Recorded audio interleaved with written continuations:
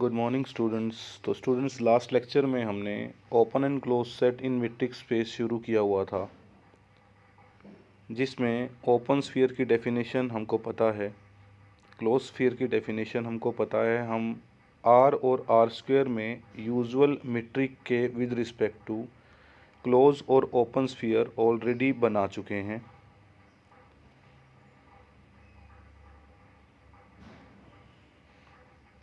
तो इसके बाद हमने सेकंड एग्जाम्पल में यूजुअल मीट्रिक के तहत S0 1/8 निकाला, जहां 0 सेंटर के लिए, 1/8 रेडियस के लिए है।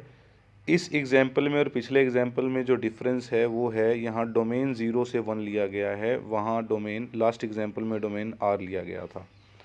एग्जाम्पल नंबर 3 भी हम सोल्व कर चुके हैं, जो एक क्लोज्ड शेप बनी थी। सेकंड पार्ट में सर्कल बना था, इंटीरियर ही बना था।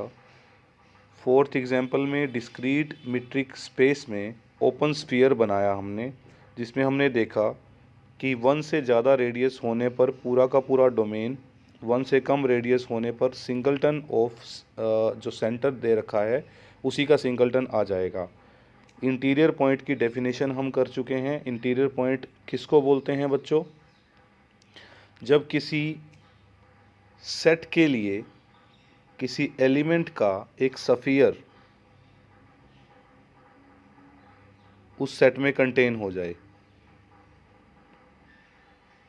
तो इसकी पिक्चर भी हमने बनाई थी। अगर ए मान लो ये है, तो ये एक्स है, तो इसके ऊपर एक स्फीयर अगर आप बना पा रहे हो, तो ये एक्स ए का इंटीरियर पॉइंट कहलाएगा, ए एक्स की नेबरहुड कहलाएगा। इन शॉर्ट अगर मैं बोलूँ, एक्स और ए के बीच में अगर आप एक स्फीयर ला पा रहे हो तो ए नेबरहुड कहलाएगा और एक्स इंटीरियर पॉइंट कहलाएगा।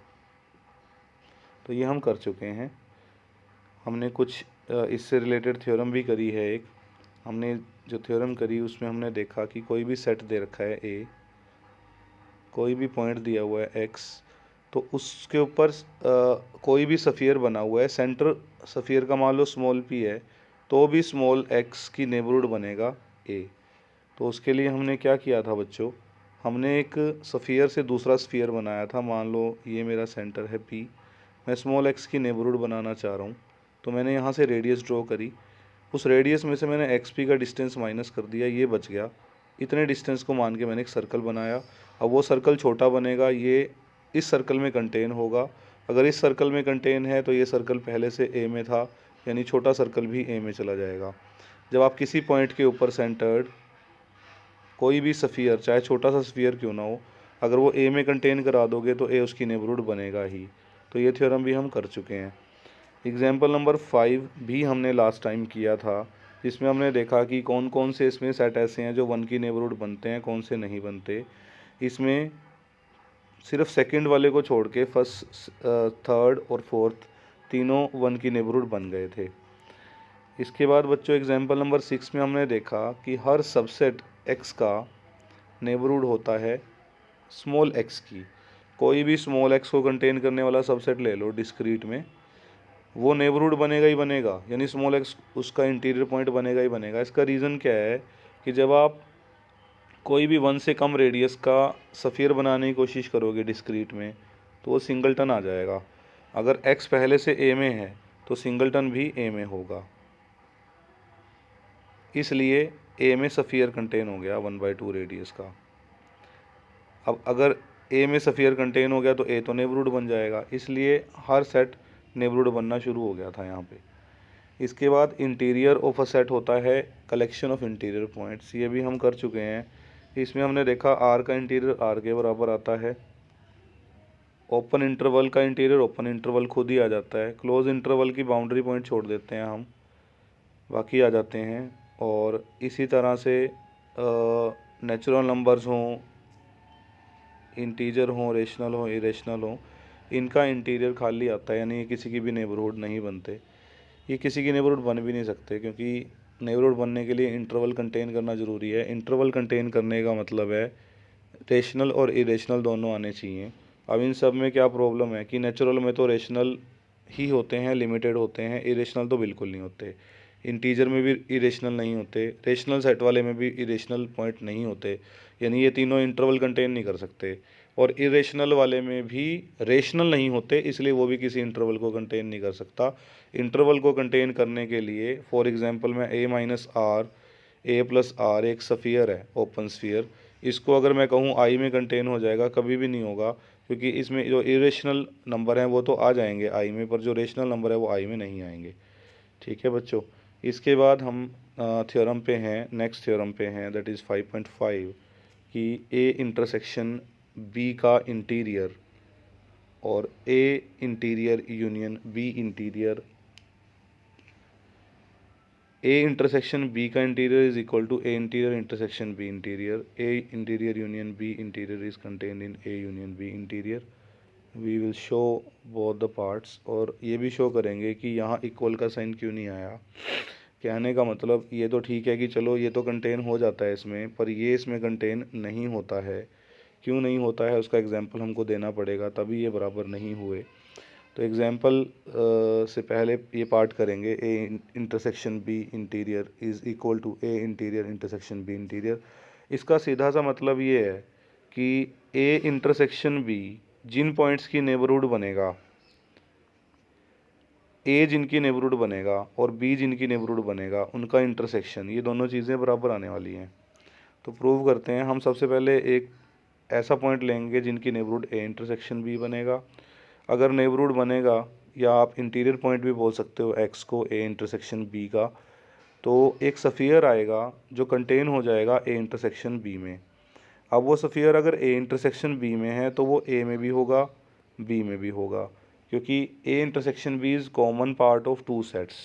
अगर ये ए है ये बी है तो ये है ए इंटरसेक्शन बी, ये दोनों में होता है, ये वाला पार्ट दोनों में होता है, ए में भी है ये बी में भी है। तो इसलिए आप कह सकते हो जो सफ़ियर है वो ए इंटरसेक्शन बी से ए में भी चला जाएगा, बी में भी चला जाएगा। अगर वो ए और बी दोनों में चला गया तो एक्स इंटीरियर पॉइंट बन जाएगा, ए का भी बी का भी। तो यहाँ से आप कह सकते हो x is contain in A interior, x is contain in B interior, hence x is contain in both of this set, इसलिए इंटरसेक्शन में भी जाएगा दोनों की। यहाँ से हमने क्या प्रूव किया है, हमने एक एलिमेंट लिया यहाँ से और पहुँचा दिया यहाँ, यानी ये इसके सारे एलिमेंट इसमें होंगे, ये सबसेट होगा इसका। उल्टा करते हैं इसका, मान लिया एक्स ए इंटीरियर इंटरसेक्शन बी इंटीरियर में है, तो ए इंटीरियर में भी होगा, बी इंटीरियर में भी होगा। अगर ए इंटीरियर में है बच्चों तो ए उसकी नेबरहुड बनेगा, बी इंटीरियर में है तो बी उसकी नेबरहुड बनेगा। तो कोई ना कोई सफ़ियर ऐसा आएगा जो ए में जाएगा, एक्स पे सेंटर्ड। दोनों के सफ़ियर अलग अलग ले लिए, एक का SR1X ले लिया, एक का SR2X ले लिया। अब बच्चों होता क्या है कि जब आप एक एक्स पे सेंटर्ड स्फीयर बनाते हो, दूसरा भी एक्स पे सेंटर्ड बनाते हो, तो एक की रेडियस आप मान लो R1 मान रहे हो, दूसरे की आप R2 मान रहे हो, तो बच्चों एक छोटा सफ़ियर होगा, एक बड़ा सफ़ियर होगा। तो आप छोटे वाला जब लोगे, कंसीडर करोगे, तो वो बड़े वाले में ऑलरेडी कंटेन होगा, यानी छोटे वाला ए में कंटेन है मान लो, तो छोटे वाला बी में भी कंटेन हो जाएगा, क्योंकि बी में बड़े वाला भी कंटेन है। बड़े वाला कंटेन है तो बड़े वाले के अंदर से ही तो छोटे वाला दिख रहा है हमको, यानी मैं R1 R2 में से मिनिमम चूज़ करके मैं ये बोल सकता हूँ कि जो भी मिनिमम होगा उससे सफ़ियर आएगा छोटे वाला, और छोटे वाला सफ़ियर ए में भी होगा, बी में भी होगा। तो बच्चों इसने यही किया हुआ है, देखो मिनिमम चूज़ कर लिया R1 R2 में से, उससे छोटा सफ़ियर कंसीडर हो जाएगा, चाहे वो R1 वाला हो चाहे वो R2 वाला हो। छोटा सफ़ियर ए में भी होगा, बी में भी होगा, क्योंकि छोटा सफ़ियर बड़े सफ़ियर के अंदर कंटेन है। मान लो मैंने जैसे लिया, ये छोटा है ये बड़ा है, तो अगर ये छोटे वाला सफ़ियर बड़े वाले में कंटेन है तो बड़े वाला तो बी में है, यानी छोटे वाला बी में भी है, ए में तो है ही है, बी में भी है। तो जो भी छोटे वाला होगा वो दोनों में होगा। ये लिख रखा है इसने कि SR(x) is contain in SR1X contain in A, या SR(x) contain in SR2X contain in B. Actual में इन दोनों में से कोई एक तो होगा ही SR(x), या तो SR1X होगा या SR2X होगा। अगर SR1X हुआ तो भी SR(x) कंटेन होगा दोनों में, अगर SR2X छोटे वाला हुआ तो भी वो कंटेन होगा दोनों में, क्योंकि छोटे वाला तो कंटेन है ही है। छोटे वाला कोई सफ़ियर तुमने बनाया, एक ही सेंटर है दोनों का, तो दोनों में छोटे वाला कंटेन है ही है, अपने आप में भी कंटेन है, बड़े वाले में भी कंटेन है। तो अब ये ए में है, ये बी में है, हैंस एक सफ़ियर ऐसा ढूंढ लिया आपने जो ए बी दोनों में है, तो दोनों के इंटरसेक्शन में होगा। इंटरसेक्शन में है तो एक्स इंटीरियर में चला गया। क्यों चला गया? क्योंकि नेबरहुड बनते ही, इसको बोलते हैं नेबरहुड बनाना। एक सफ़ियर जब चला जाता है तो ए इंटरसेक्शन भी नेबरहुड बन जाता है। नेबरहुड बनते ही आप बोल सकते हो x is interior point of A intersection B. यहाँ से हमने क्या किया बच्चों, हम लेके चले थे एक्स, यहाँ से पहुँचा दिया यहाँ, यानी इसके सारे एलिमेंट अब इसमें आ जाया करेंगे, तो ये कंटेन हो जाएगा इसमें। तो जैसे ही ये कंटेन हो जाएगा इसमें, हम नंबर 1 और 2 दे के इसको इनको इक्वल कर देंगे। इसके बाद सेकंड पार्ट पे आते हैं बच्चों। अब मैं लेफ़्ट हैंड साइड से एक्स लेके चला हूँ। लेफ़्ट हैंड साइड मतलब ए इंटीरियर यूनियन बी इंटीरियर, यानी या तो ए इंटीरियर में होगा या बी इंटीरियर में होगा। अगर ए इंटीरियर में है तो एक सफ़ियर आएगा बीच में, मान लिया SR1X। अगर बी इंटीरियर में है तो एक सफ़ियर आएगा बीच में, मान लिया SR2X। अब अगर SR1X या SR2X की बात करें, SR1X ए में, SR2X बी में है, तो ए और बी दोनों यूनियन का मतलब क्या होता है? यूनियन का मतलब होता है ये सारा एरिया, ये सारा, यानी इकट्ठा कर देंगे ए बी को। ए यूनियन बी का मतलब इकट्ठा करना। तो ए भी कंटेन होता है इसमें ए यूनियन बी में, बी भी कंटेन होता है ए यूनियन बी में। इसलिए बच्चों हम ये बोल सकते हैं कि SR1X हो या SR2X हो, दोनों ए यूनियन बी में तो जाएंगे ही। चाहे ये वाला केस हो, इधर वाला, चाहे और वाला केस हो, एक सफ़ियर ए यूनियन बी में जाने ही वाला है, चाहे वो SR1X हो चाहे SR2X हो। यानी ये तो नेबरहुड बनेगा ही एक्स की, यानी एक्स इसका इंटीरियर पॉइंट बनेगा ही दोनों केसेस में। तो यहाँ से आप कह सकते हो, जहाँ से एलिमेंट लिया था और जहाँ पहुँचा दिया, हम कह सकते हैं ये कंटेन हो गया इस सेट में। अब कन्वर्स की बात करते हैं कि ये इक्वल क्यों नहीं हुए, यानी ये सेट इसमें कंटेन क्यों नहीं हुआ। तो इसका बड़ा सिंपल सा एग्जांपल है, इसने लिया हुआ है 0 1 1 2, और भी ले सकते हैं हम, मैं बताऊंगा अभी इसके बाद। ए ले लिया 0 1, बी ले लिया 1 2। इंटीरियर का मुझे पता है, बाउंड्री पॉइंट छोड़ देगा इंटीरियर, क्योंकि 0 1 की नेबरहुड नहीं बनता बच्चों ये, और हमको ये पता है, हम पीछे लास्ट लेक्चर में ये डिस्कस कर चुके हैं। तो 0 1 की नेबरहुड ये नहीं बनता, इसलिए इंटीरियर करते हैं तो 0 1 को छोड़ देता है, क्लोज इंटरवल की जगह ओपन रह जाता है। इसी तरह बी का इंटीरियर 1 2 आएगा। तो जब आप ए इंटीरियर यूनियन बी इंटीरियर करोगे तो 0 1 और 1 2 का यूनियन क्या बनेगा? 0 1 1 2, मान लो ये 0 है, ये 1 है, ये 2 है, तो ये आएगा 0 1 1 2। यानी अगर मैं बोलूँ 0 से 2 तक का सारा एरिया तो कवर हो रहा है, पर उसमें 1 नहीं आ रहा, तो ये आएगा 0 2 माइनस सिंगलटन 1। तो ये लिखा हुआ है, इसने इसको एक्सप्लेन भी किया हुआ अच्छे से कि 0 से 1 1 से 2, यानी 0 2 माइनस सिंगलटन 1। अब ए यूनियन बी की बात करते हैं। ए क्या है 0 1, बी क्या है 1 2। अगर यूनियन कर देंगे 0 2 आएगा, क्योंकि इस बार क्लोज इंटरवल है, 0 से 1 तक पूरा है, 0 भी है 1 भी है, 1 भी है 2 भी है, तो यूनियन आएगा 0 2। इंटीरियर करेंगे ओपन इंटरवल बन जाएगा। बट हो क्या रहा है कि इसका जो इंटीरियर आ रहा है वो तो आ रहा है 0 2, बट ये जो आ रहा है ये आ रहा है माइनस सिंगलटन 1, यानी दोनों इक्वल नहीं है बच्चों। यही प्रूव करना था। इसका एक एग्जांपल और नोट कर सकते हो कॉपी पे। आप ए को ले लो क्यू, बी को ले लो आई, यानी रेशनल और इरेशनल नंबर। ए इंटीरियर आता है क्यू का इंटीरियर, दैट इज़ एम्प्टी, मैंने अभी पीछे देखा था ये। बी का इंटीरियर आता है आई का interior, that is also empty, यानी ए इंटीरियर यूनियन बी इंटीरियर क्या आता है? एम्प्टी।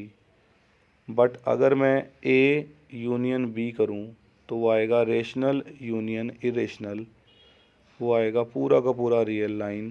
तो ए यूनियन बी का इंटीरियर क्या आएगा बच्चों? आर का इंटीरियर आएगा, विच इज़ आर। अब मैं ये कह सकता हूँ कि phi is not equal to R. Phi कौन है? A interior union B interior, not equal to A union B interior. यही हमने प्रूव करना था। ठीक है बच्चों, तो ये आप ट्राई कर सकते हो इस तरीके से भी। नेक्स्ट वीडियो में मैं इससे अगला टॉपिक शुरू करूँगा।